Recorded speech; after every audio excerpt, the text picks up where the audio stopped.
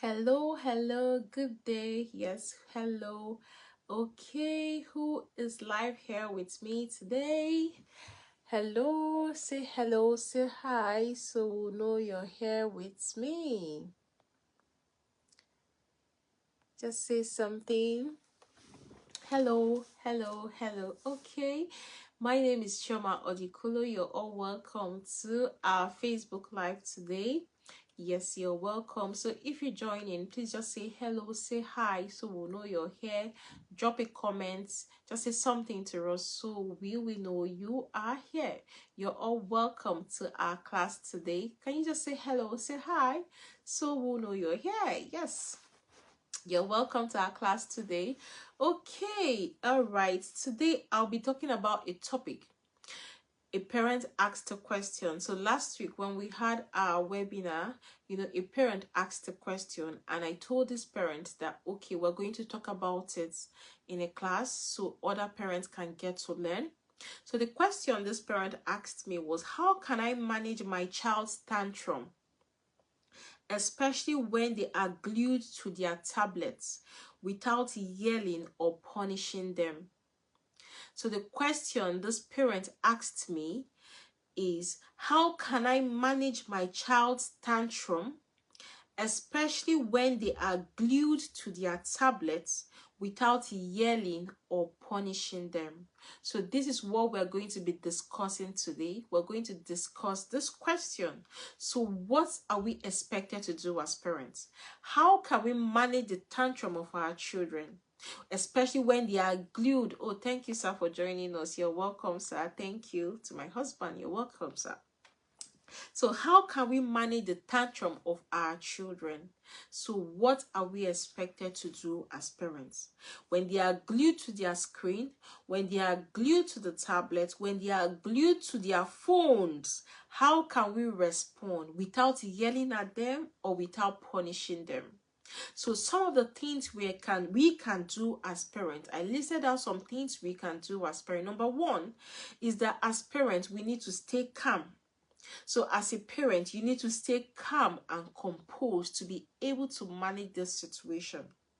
Now, when your child is glued to a screen, to their tablet, and when they are throwing tantrum, in order for you not to yell or not to react in a way that is not appropriate, first of all, you need to be calm as a parent.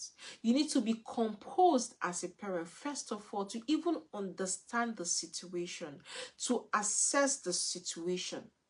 Now, yelling can escalate the situation. So when you yell because you see your child being glued to their screen or having a tantrum because of their phone or tablet or any form of screen, when you yell, you escalate the situation. When you yell, you're not managing the situation the right way. Because most times, our children, a good number of times, our children often mirror our emotions. So when you yell at your child, having a screen and throwing a tantrum, the child will definitely pick up yelling from you as a parent. But when we learn to stay calm in such situation, we are teaching our children how best to manage and regulate their emotions. So we must get to this point of being calm. So when anything happens with our children, when they are glued to their screen, when they are glued to the tablet, they are having a tantrum, they don't want to stop watching the screen, we must get to this point of being calm, being composed first to understand the situation. And some of the ways we can be calm is to take deep breath. So we must take deep breath. We must count. We can count 1 to 10 or count 1 to 20. We must just try to be calm and composed to be able to deal with the situation. Because it is only when we are calm we can think of the right way to deal with the situation. Number two, another thing we can do as parents is to acknowledge the emotions of our children. So when you see your child glued to a screen or having a tantrum about a screen, you have to acknowledge the emotions of this your child. You have to validate the emotions of this your child. Don't come and start saying, oh, you must drop this screen, you must do this, you must do that. I said you drop it. No. We must validate the feelings of our children. We must let our children know that we understand what you feel. We can hear you. We feel you. Because when we do that, it will help our children to reduce the tantrum. When we let our children know that I can see you, I understand you, I hear you, our children will get to this point of, okay, my parents even understand me. It will help them to reduce their tantrum. For example, as a parent, probably your child is having a tantrum over a screen or a phone, tablet, any form of screen. You can tell your child, I can see you're really upset right now. You acknowledge that feeling. You don't diminish that feeling. You don't demean that feeling. You can say, I can see you're really upset right now. I can see you are sad right now. And you can say something like, it is hard. I know it is hard to stop because you're having fun with your screen, isn't it? Yes, we have to get to this point of acknowledging the feeling of this child. Because when you dismiss this emotion, when your child is having a tantrum, your child is having a meltdown over the screen, and you come and start shouting on the child, maybe you diminish the emotion. You start to tell the child, why are you crying? Why? Is it because of this screen? Go and keep this screen now. No. What you're doing at that point as a parent, you're diminishing the emotion of that child, and that child will rebel, or that child will keep throwing that tantrum, or that child will want to fight back, or that child will not even listen to you. So one of the ways to address such situation is to acknowledge the emotions of your child. Make your child feel heard. Make your child feel okay. Make your child feel comfortable. Make your child feel like you understand this child.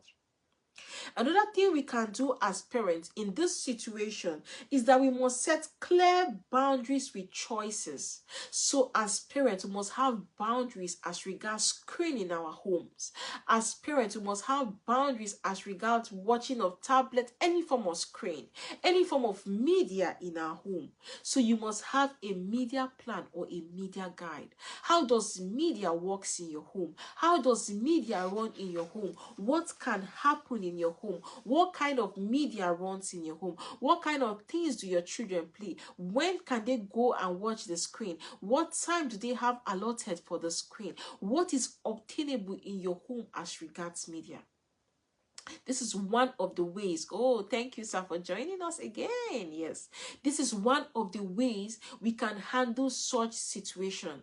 So when you see your child with a screen, with a tablet, any form of screen, you as a parent need to create a media plan. You as a parent need to have a guide as regards media in your home. You need to set the boundaries. We are the parents, not these children. It is our responsibility to parent these children.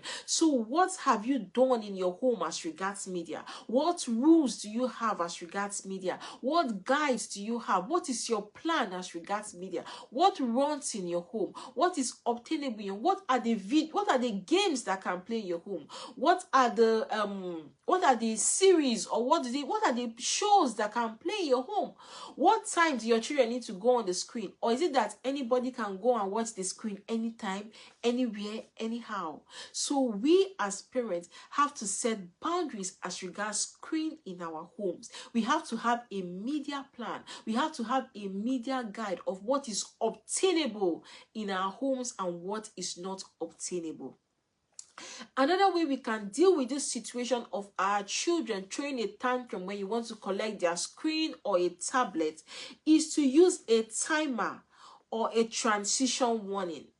So for example, as a parent, your child is crying, your child is throwing a tantrum. Maybe you want to collect the tablet of your child or the phone from your child, or you want your child to stop watching the screen. Thank you, Ma, for joining us again. You want your child to stop watching the screen. What do you do as a parent? Most of the times, what we do as parents is that you can see your child is crying. You can see your child is throwing a tantrum. Or you can see that this child is going to rebel. What we do most of the time, we tell that, come on, will you drop that phone? Drop that screen and come and eat your food. Stop it. Put it up. Put up the TV. No. One of the ways you can deal with this is to set a timer or allow the child to transition by himself. So you can say something like this: can we put off the screen in the next 5 minutes and you can come and have your food? So we must give our children the opportunity to decide, to make the choice themselves. So don't be the kind of parent that tells your child, put off the phone, put off the everything, come and eat your food. No. We must allow our children to be able to understand that we need to move from this activity to another. And it is their responsibility. So you can tell them, do you want 5 minutes or 2 minutes to finish watching your screen and come and eat your food? What do you want to do? So we must allow them to be able to process that they are moving from one activity to the other. Now, sudden transitions are hard for children. It is very hard for children to understand that they are watching their tablet or watching a screen or TV, and you as a parent, you are coming to tell them, drop it, come and eat your food, drop it, come and prepare for school. No, sudden transition is very hard for them. Sometimes they don't even understand it. That is why you find out that when you want to take a phone from a child, the child starts crying. When you want to take a screen, tablet, anything, the child starts crying because the child is dealing with difficulty of transitioning from that activity into the activity you want them to do. So what can you do?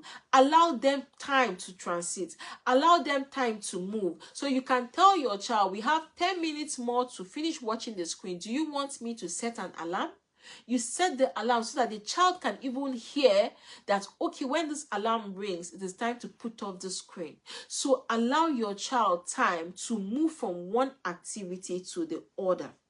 Then another way we can deal with this issue of children throwing tantrum when they are using the screen, is to redirect their attention. So you can redirect the attention of your child.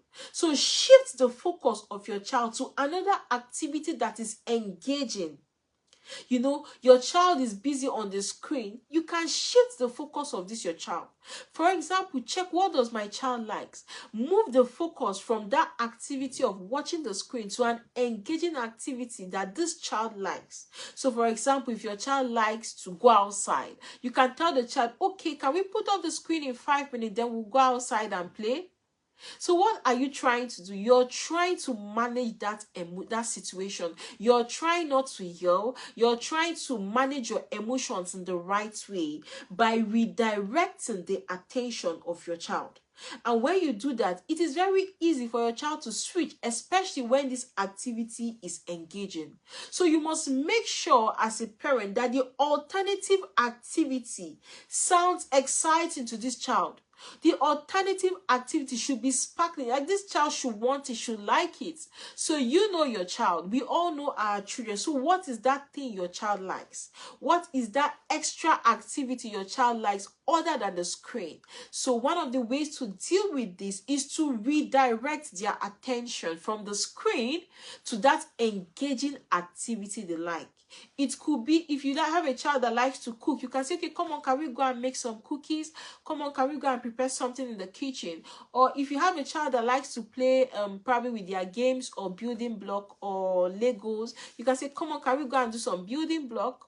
Or you have this child that likes to go out, come on, can we go outside and play? So you must learn to redirect the focus of your child to deal with this situation so the child does not throw a tantrum.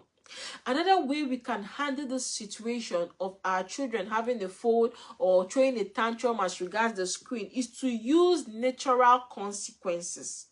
Now we must understand that natural consequences teaches our children responsibility. So don't shy away, don't take away your children from natural consequences. Now, some example of natural consequence could be, you can see your child is on the screen. You've told the child to put off the screen, or probably the child is on a phone or tablet or something. You told the child, can you put that off?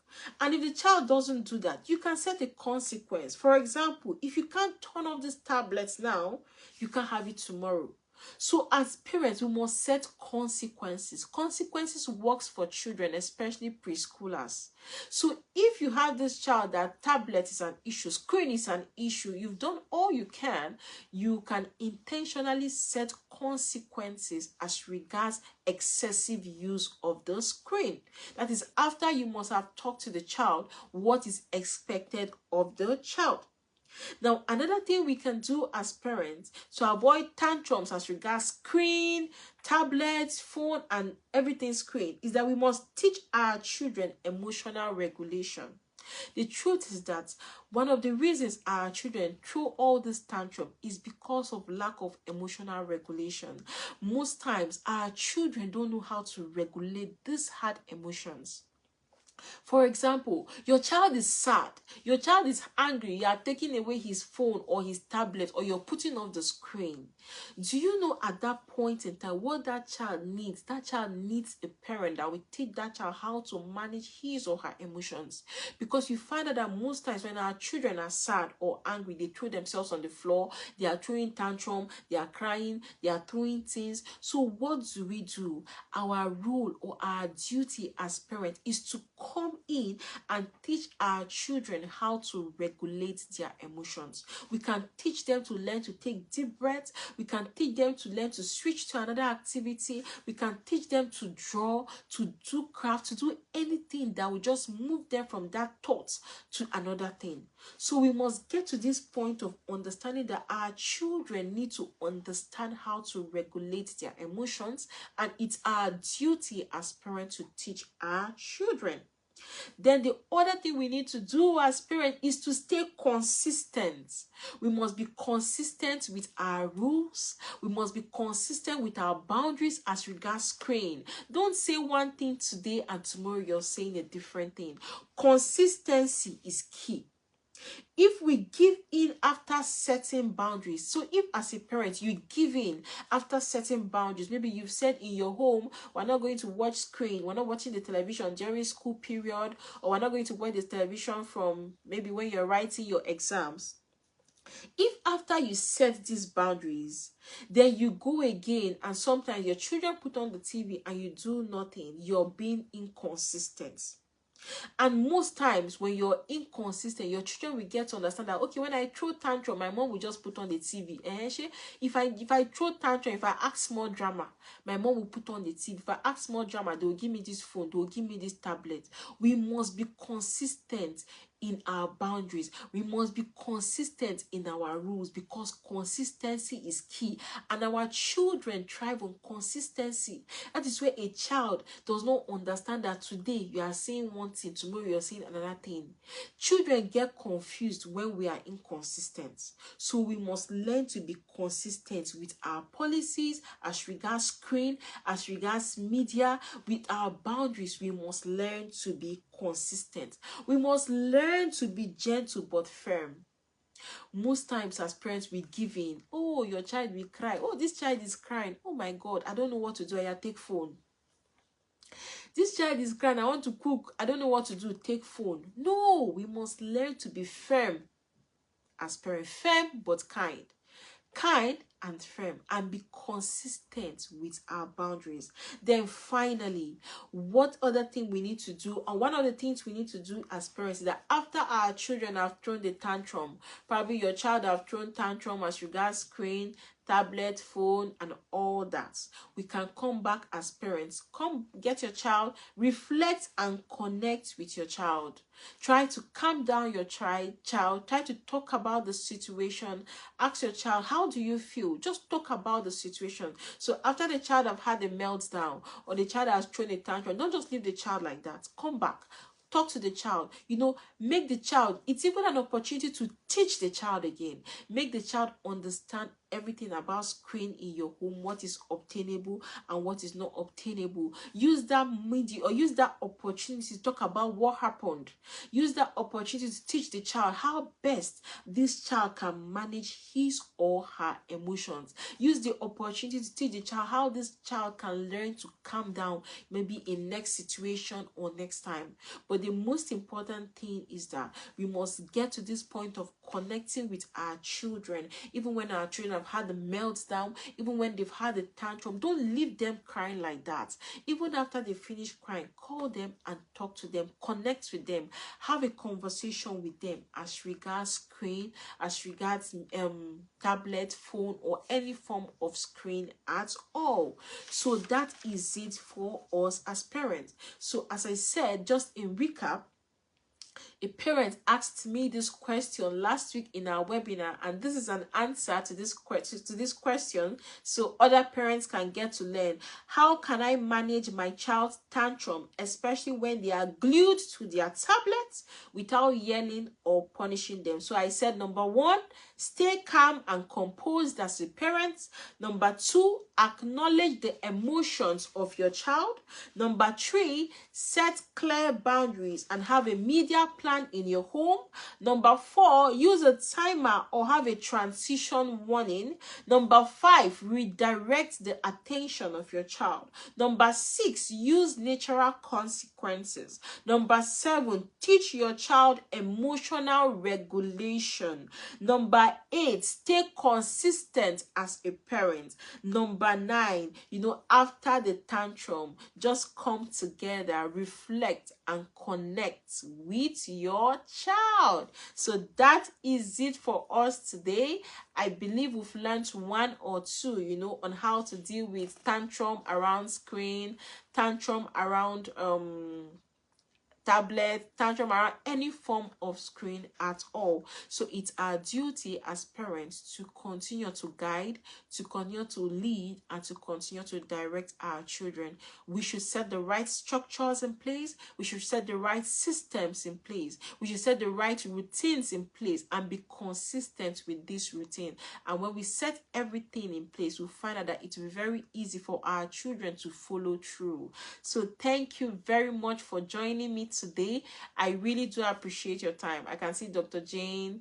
I can see Mr. Osmond. Thank you, sir. I really do appreciate you. God bless you. I can see my husband. Thank you, sir. I appreciate you, and I do not take your time for granted. So how was this session for me? Can you drop in the comment section? What is that one thing you picked? What is that one thing you'll be doing differently? So how was it for you? In just one word, or in one sentence, or in one phrase, just let us know. How was this session for you? I can see Dr. Jane said consistency is key. Yes, consistency is key on this journey as parents, especially as regards media and media use. Consistency is key.